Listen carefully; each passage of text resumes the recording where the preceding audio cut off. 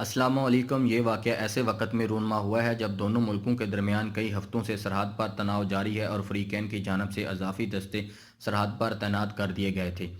3,500 kilometre طویل سرحد پر جوہری طاقت کی حامل دونوں ملکوں کی فوجوں کے درمیان مستقل بنیادوں پر جھڑپیں ہوتی رہتی ہیں۔ یہاں باقاعدہ طور پر سرحد پر حد بندی نہیں کی گئی، لیکن کئی دہائیوں سے یہاں ایک بھی ہلاکت نہیں ہوئی تھی۔ آگے بڑھنے سے پہلے ہمارا چینل سبسکرائب کریں اور بیل آئیکن دبائیں تاکہ ہماری ہر آنے والی خبر کا آپ کو نوٹیفیکیشن مل سکے۔ بھارتی فوج کا کہنا ہے کہ دونوں اطراف اموات ہوئی ہیں، لیکن چین نے کسی بھی اہلکار کی ہلاکت یا زخمی ہونے کی تصدیق نہیں کی اور پورا الزام بھارت پر عائد کیا گیا ہے۔ بھارتی فوج کے ترجمان نے کہا ہے کہ پیر کی رات پرتشدد جھڑپیں ہوئیں جس کے نتیجے میں دونوں اطراف جانی نقصان ہوا۔ بھارتی فوج کو ایک افسر اور دو سپاہیوں کا جانی نقصان اٹھانا پڑا۔ ترجمان نے کہا ہے کہ دونوں فریقین کے سینئر فوجی قیادت اس وقت موقع پر موجود ہے اور صورتحال کو دیکھ رہی ہے تاکہ تناؤ میں کمی لائی جا سکے۔ علاقے میں تعینات ایک بھارتی افسر نے خبر رساں ایجنسی AFP سے گفتگو کرتے ہوئے دعویٰ کیا ہے کہ یہاں فائرنگ بالکل نہیں ہوئی اور مرنے والے بھارتی افسر کرنل تھے۔ افسر نے نام نہ ظاہر کرنے کی شرط پر بتایا ہے کہ کوئی فائرنگ نہیں کی گئی، کسی قسم کا اسلحہ استعمال نہیں کیا گیا، یہ پرتشدد جھڑپیں ہاتھوں سے ہوئی ہیں۔ دوسری جانب چین نے واقعے کی تصدیق کرتے ہوئے بھارت پر سرحد پار کر کے چینی اہلکاروں پر حملہ کرنے کا الزام عائد کیا ہے۔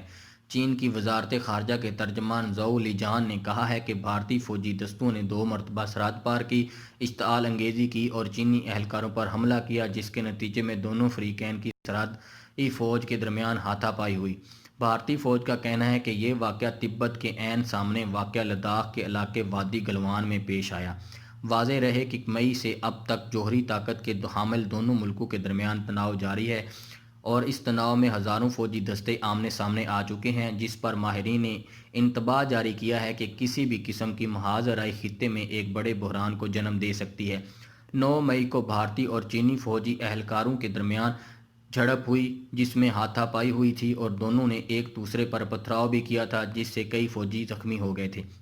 چینی وزارت خارجہ نے گزشتہ ہفتے ہی بیان میں کہا تھا کہ سفارتی اور فوجی ذرائع کے ذریعے مؤثر روابط کی بدولت حالیہ سرحدی تناؤ حل کرنے پر اتفاق ہوا ہے۔